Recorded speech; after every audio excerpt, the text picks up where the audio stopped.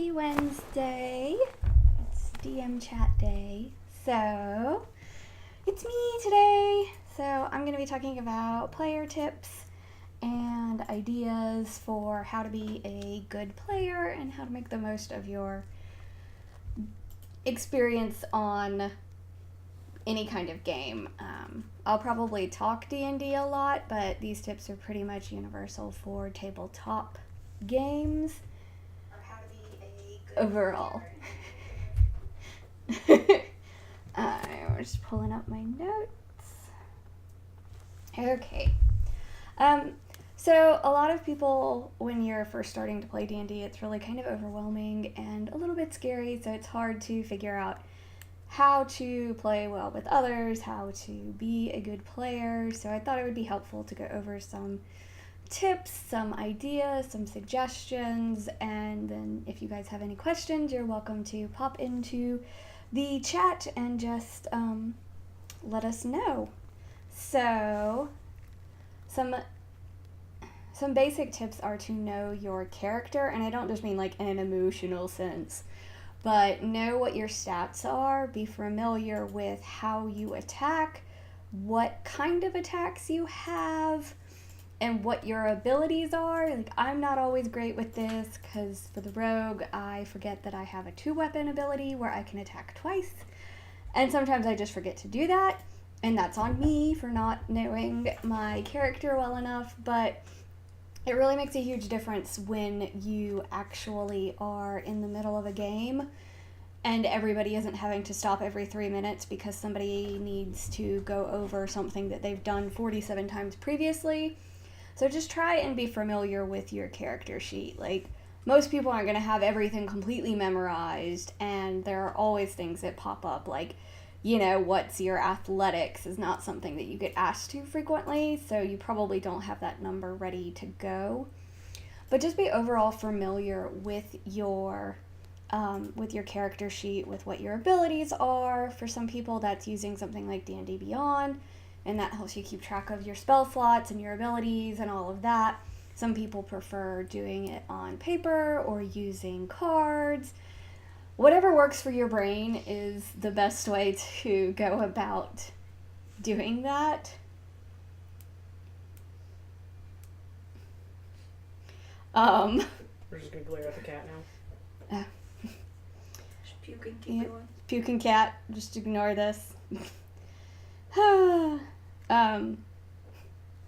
So something else to remember is that you and the DM and everybody else on the table you're playing as a team. It's not a competition. It's not a players versus the DM kind of thing. It's everybody's a team. Everybody's here for the same thing. Everybody's here to, don't touch that, to play a game and to enjoy themselves and to hopefully have some fun and all of that. So don't go into it with an adversarial idea and feel like you have to, you know, kind of battle royale style with your actual players or teammates, because that does not lend itself for a good experience for anybody. Most DMs don't want to be your enemy, even if they may play the mwahahaha up and joke around about being evil and all of that, but most DMs don't actually want to be your enemy. You all are working together. So try to remember that you're playing this as a team, and so sometimes that means that don't just burn the city to the ground because don't deliberately be massive dicks and ignore something that it's very clear the DM has put a lot of time into, or that is very clearly a plot hook, but you just want to be a total asshole. You know, sometimes that's fun and a little bit funny and, you know, charming the fish where you're just messing around. But if you continuously do that and just, you know, oh, this new NPC has a quest for you, I slit her throat. That makes it really hard to play with you. And as a DM, it's really frustrating because you've put in a lot of time and energy to try and figure out some sort of a plot, some sort of a storyline, something like that, and to just have it completely destroyed doesn't come across as very team player-y.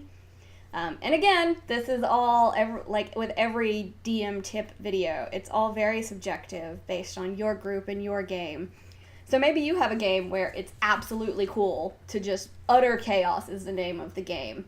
For me, I would hate that and I wouldn't want to play with that group anymore. It's one thing to go, oh, well, I'm going to go get drunk and hook up with, a prostitute in the town. It's different. That's a different experience than, oh, you wanted us to go investigate this thing, I'm just going to burn the entire town to the ground. Like, those are very different interactions with the plot. So yeah, just know your group and remember that you're a team. So try to remember other people are trying to have fun too. It's not just you. And that really will make a huge difference, is just considering other people. Even if it is one of those things where you're like, well, it's what my character would do. Well, then maybe you shouldn't play that character if they're in a group. And maybe that sounds a little bit harsh, but I've seen a lot of my friends get completely annoyed and frustrated and leave D&D groups because they had another player who would take that to the nth degree and make the game completely unenjoyable for anybody else because they were so busy running around causing chaos or destroying things for no reason and making it super difficult for anyone else to get any enjoyment out of the game. So just try and remember that you're actually doing a teamwork exercise in D&D. You're hanging out with your friends. Like, don't be an asshole to your friends. The goal is to have fun, not to start a fight with your friends. Yeah, start a fight with, the random enemies and that sort of thing. But, like, don't just go picking fights with everything that shows up and calling it all, I'm in character. Because that's kind of a weak excuse to play like an asshole, in my opinion. So another thing that is very, very, very helpful for a player is to pay attention. Don't be distracted and be on your phone, scrolling Facebook, checking out Instagram, what's going on Twitter. Maybe if something is cool looking, take a quick picture, post it, get off your phone. But there have been a lot of times, and I've been guilty of it too, where I'll be sitting there playing around on my phone during combat when it's somebody else's turn, and then when it comes to my turn, I have no idea what my character is doing, and no idea what has previously happened. And so combat gets completely bogged down, because usually it's not just me who's done that. So then you have, 3 or 4 people in a group of 6 who are going, oh wait, they moved, and they moved 3 rounds ago. So try to pay attention and remember that you're here to play a game, not to check out Facebook.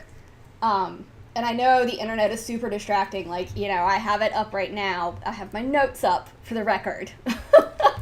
But try to pay attention to what you're actually doing so that you are aware of what's happening. It's really frustrating when you as a player or you as a DM are really invested in what's going on and somebody else is just completely not paying attention, and you continuously have to rehash what is happening, what just happened, who that NPC is that you've been interacting with for the past 30 minutes. So just try to be aware of that and don't get distracted. So one of the things that I sometimes do is there's an app, I know, right? An app to get you off your phone.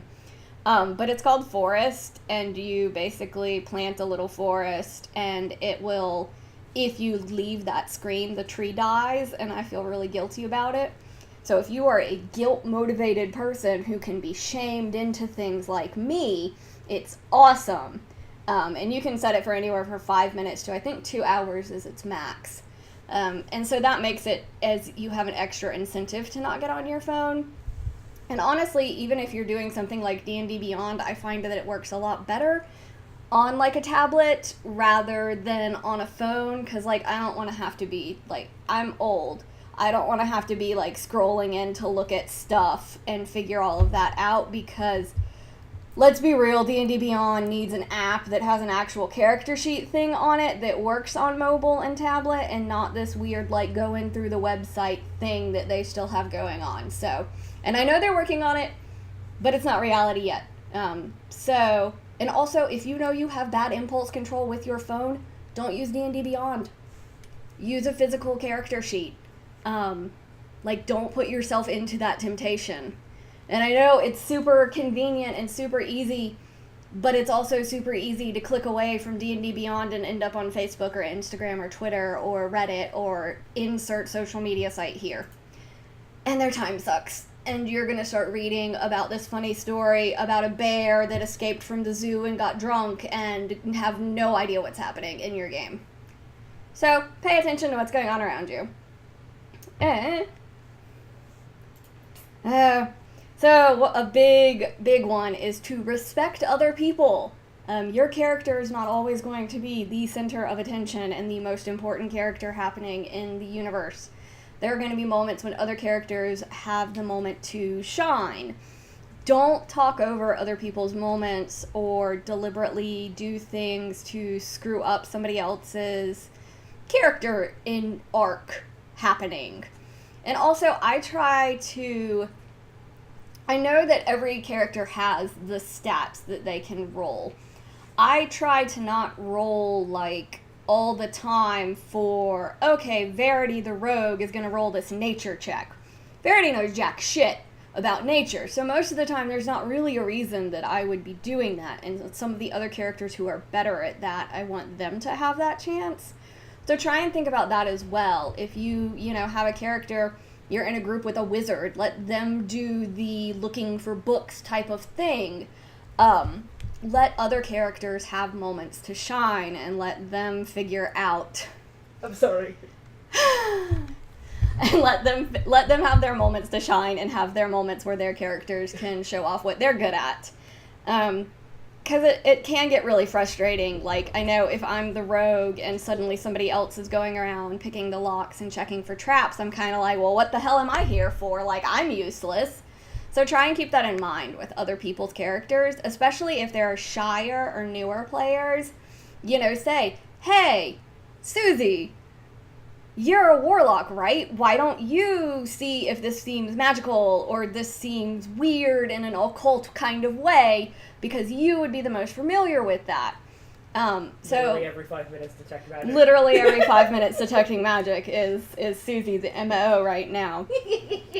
Don't steal spotlights and give the spotlight. I think is one of the best ways to be a good player, is to actually pass the spotlight to other people and help highlight them.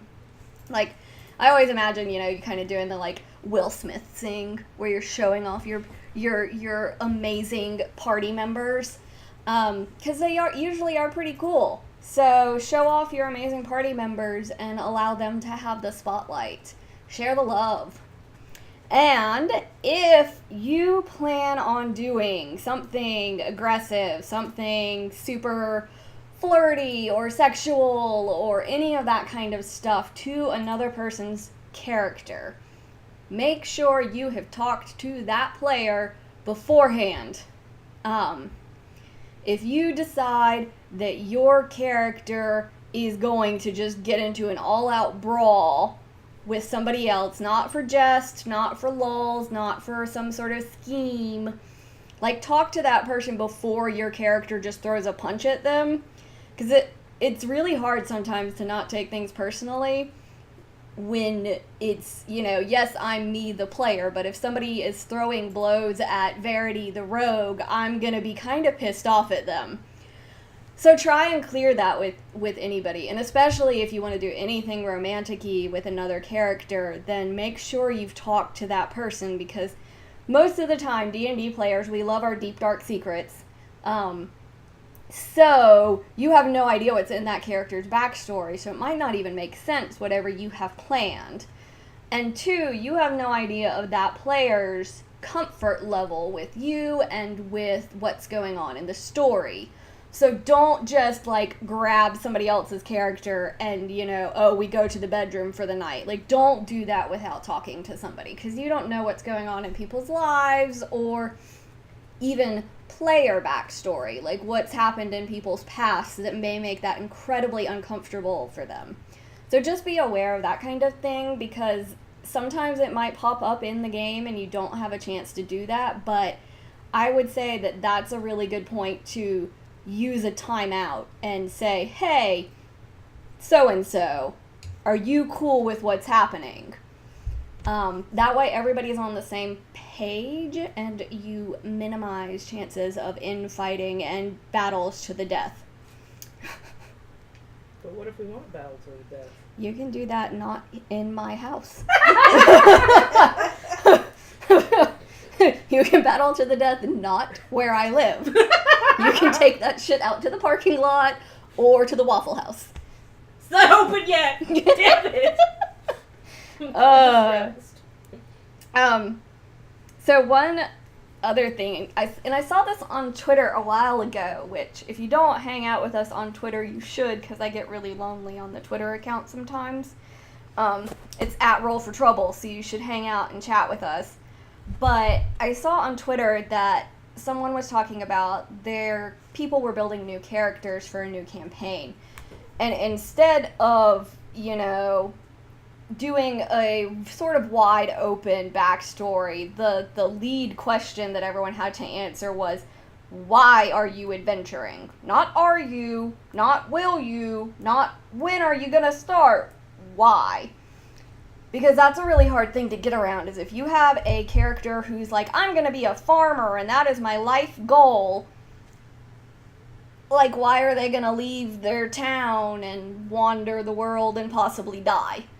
So I think that's something to really consider, because it can make it very difficult to play a character that doesn't have that kind of a motivation, and that's not what they want. And I kind of worked myself into that with Verity a little bit. Like, he has a reason that he's out and about right now, but once that quest is resolved, I've got to figure out what his reason for continuing adventuring is going to be. So I've kind of painted myself into a corner a little bit with that one, and I've got to sort that out with myself and D&D Jesus. DndJesus.tumblr.com. And just generally, like, give a shit about your character.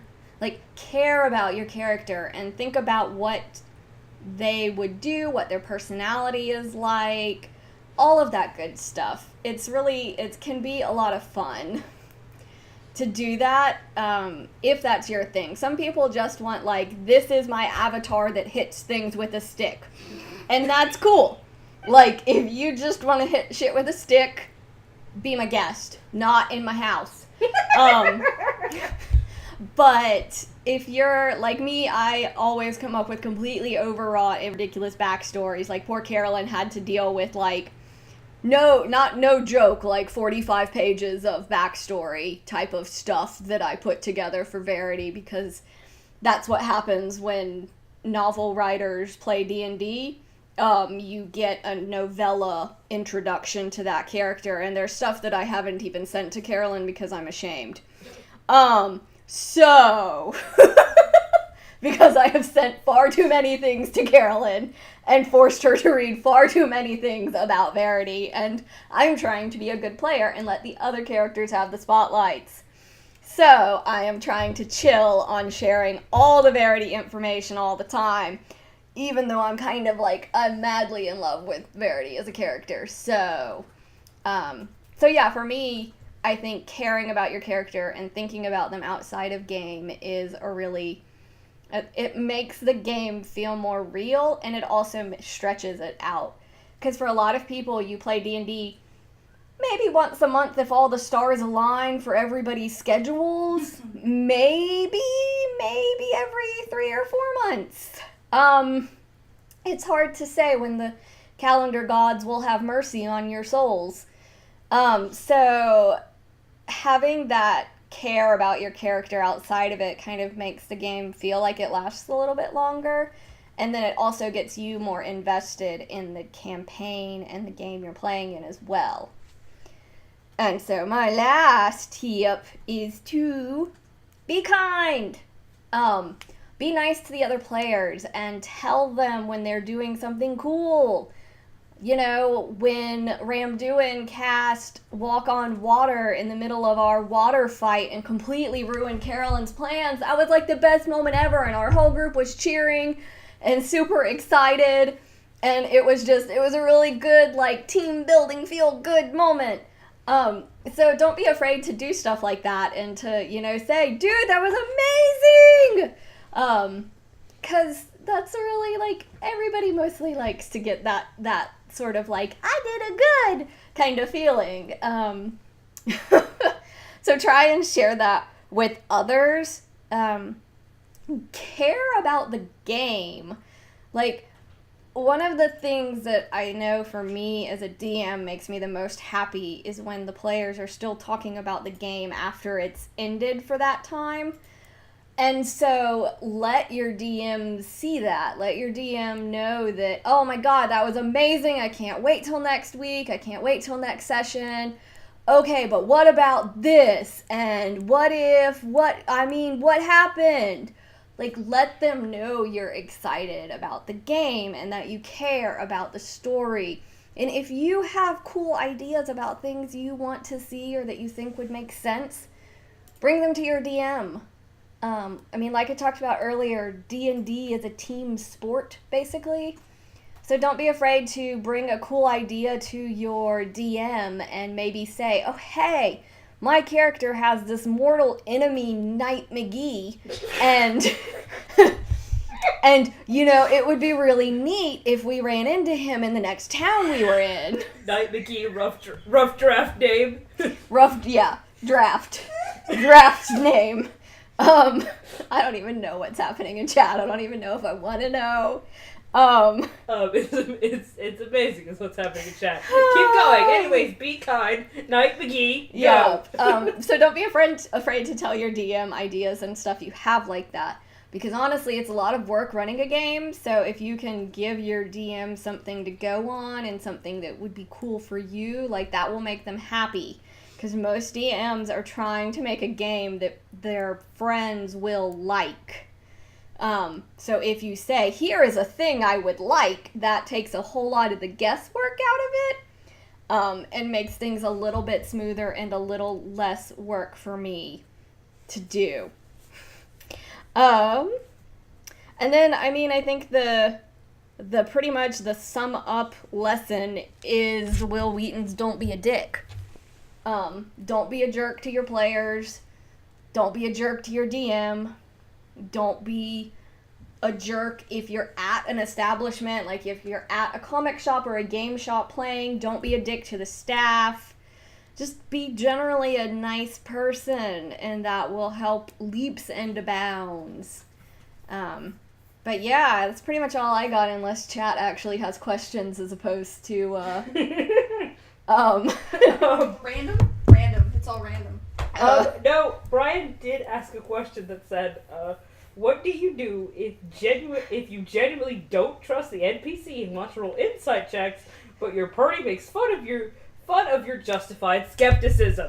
You can insight check as much as you want, and I would say if it is something that legitimately bothers you when the rest of your players laugh or giggle or tease you about it, then say, hey, lay off. Because most people, if they know something is actually bothering you and not like a like, if someone makes a short joke at me, I don't care. I'm used to them. But I have friends who are about the same height as me, and when they get a short joke, it pisses them off. So for them to say, hey, shut up, don't do that, makes it really clear, hey, this actually legitimately bothers me. This isn't a ha-ha. So that's one way to go about it. But, insight check to your heart's content. But also check with your other players as well, because some of them may have abilities on lies that you might not be aware of that could help you with insight checking people. Dun, dun, dun. Hint, hint, Brian.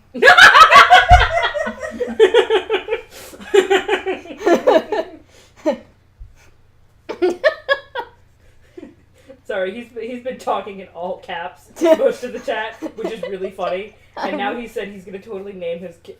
Earlier he said he's gonna totally name his character at the Dragon Con Open, Knight McGee.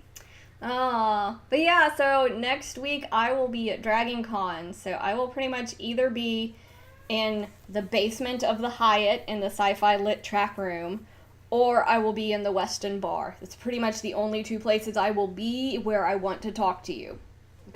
If you see me in the dealer's room, I probably don't want to talk to you because I am there for a mission to get in, to get out, and slit no throats.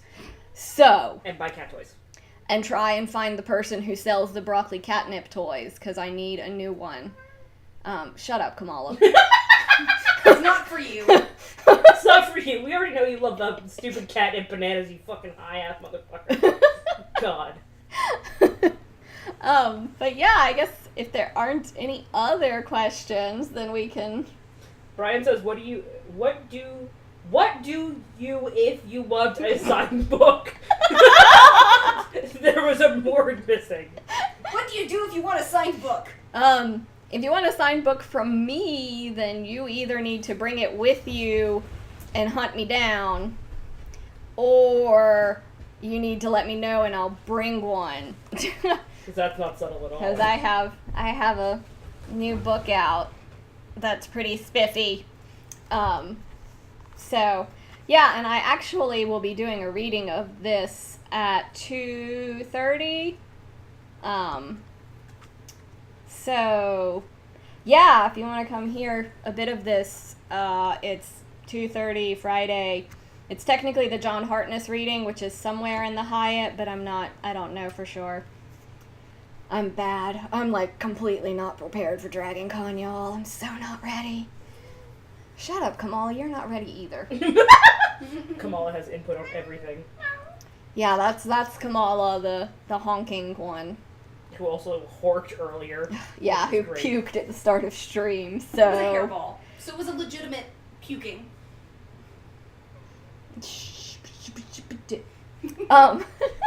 But if there aren't any other questions, I guess we'll go ahead and call it an evening for these chats.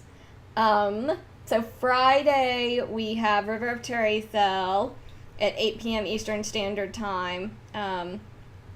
We'll see what the characters are up to now that 3 of them are infected with a thing that makes them have some sort of a ailment every 15 minutes or so. Sorry, Brian has another question. Yep. What do you do when your cat headbutts the when door your while car- you're playing D&D? When your car headbutts. If your car is headbutting the door, then you need to, call the police because your car is being stolen.